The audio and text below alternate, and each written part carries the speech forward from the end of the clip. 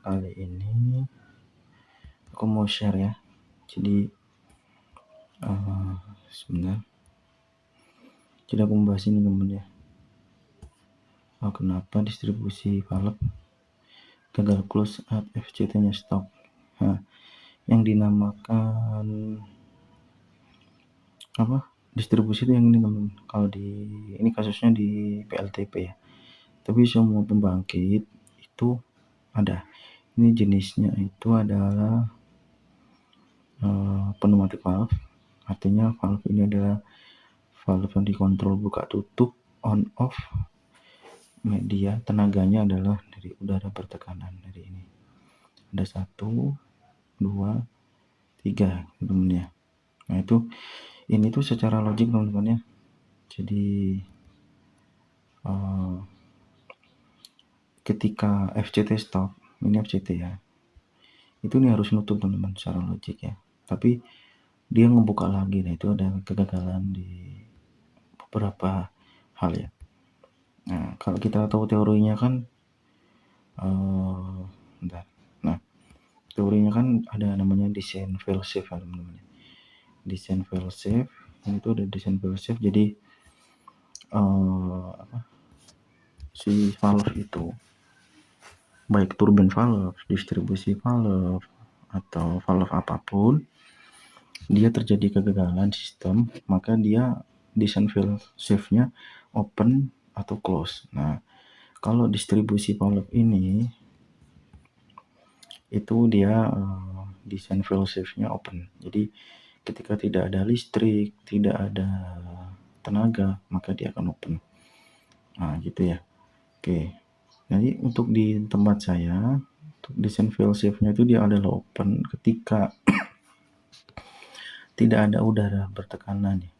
Tidak ada udara, artinya tidak ada listrik juga untuk menggerakkan kompresor ya, untuk running kompresor.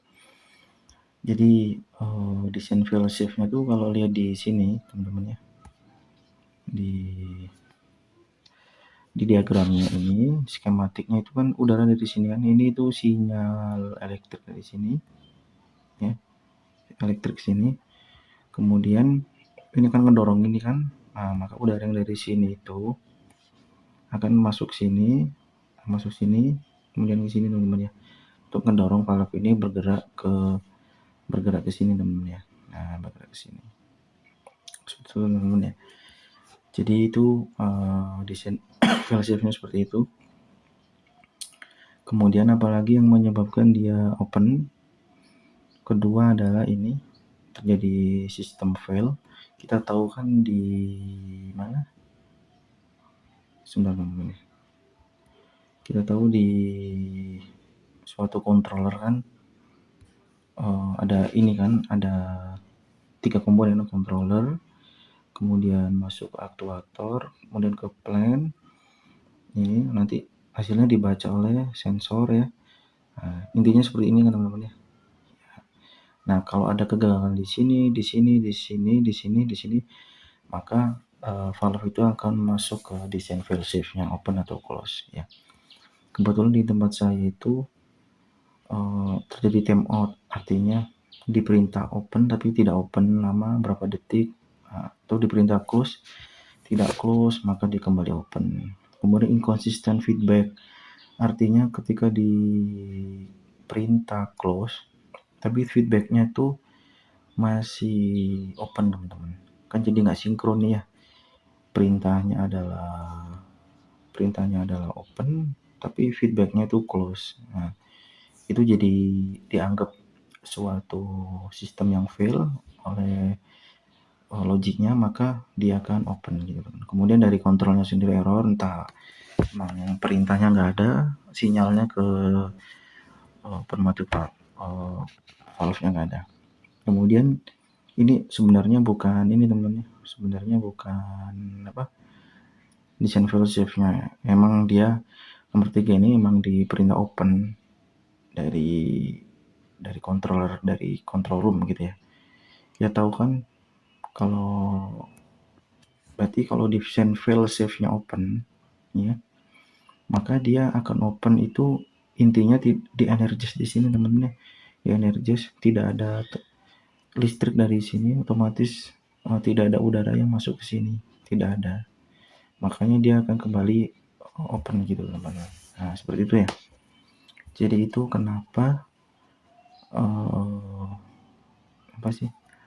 kenapa distribusi valve ini gagal menutup. Makanya untuk mengakalinya, ketika ini ketika episode ini udah stop, kemudian ini perintah close, tapi membuka lagi, maka dari itu dari lokal, dari lapangan, ditutup oleh operator lapangan, ya, ditutup secara manual menggunakan